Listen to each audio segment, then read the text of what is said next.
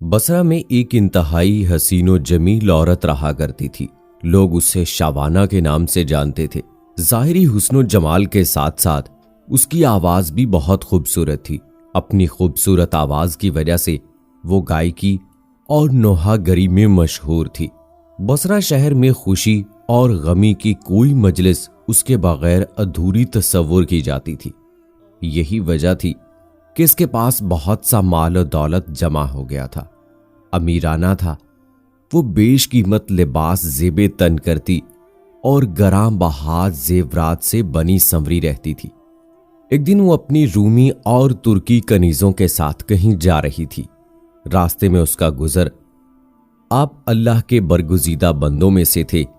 آپ باعمل عالم دین اور عابد و زاہد تھے۔ آپ اپنے گھر میں لوگوں کو واعظ ارشاد فرمایا کرتے تھے۔ آپ کے واعظ کی تاثیر سے لوگوں پر رقت طاری ہو جاتی اور وہ بڑی زور زور سے آہو بکا شروع کر دیتے اور اللہ عز و جل کے خوف سے ان کی آنکھوں سے آنسوؤں کی جھڑیاں لگ جاتی۔ جب شعوانہ نامی وہ عورت وہاں سے گزرنے لگی تو اس نے گھر سے آہو فغاں کی آوازیں سنی۔ آوازیں سن کر اسے بہت غصہ آیا۔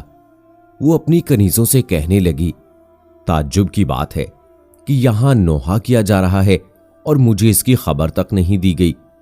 پھر اس نے ایک خادمہ کو گھر کے حالات معلوم کرنے کے لیے اندر بھیج دیا۔ وہ لونڈی اندر گئی اور اندر کے حالات دیکھ کر اس پر بھی خدا عز و جل کا خوف طاری ہو گیا اور وہ وہیں بیٹھ گئی۔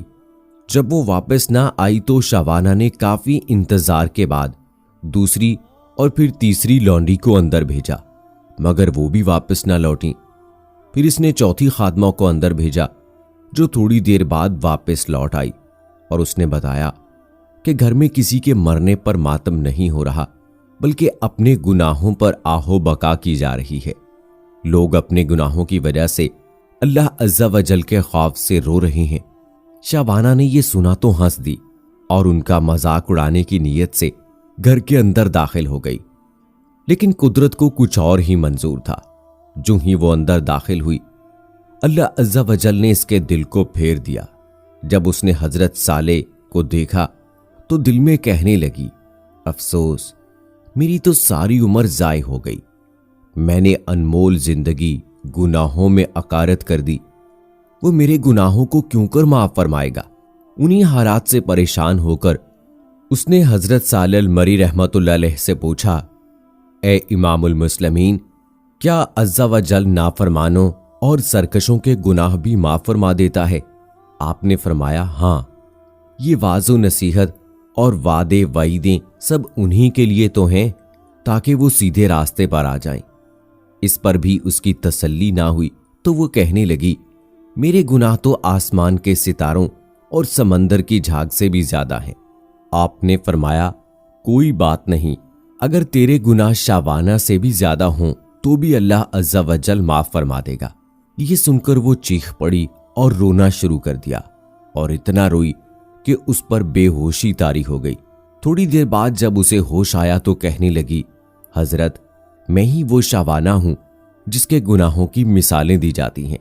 پھر اس نے اپنا قیمتی لباس اور گراں قدر زیور اتار کر پرانا سا لباس پہن لیا اور گناہوں سے کمایا ہوا سارا مال غربا میں تقسیم کر دیا اور اپنے تمام غلام اور خادمائیں بھی آزاد کر دیں۔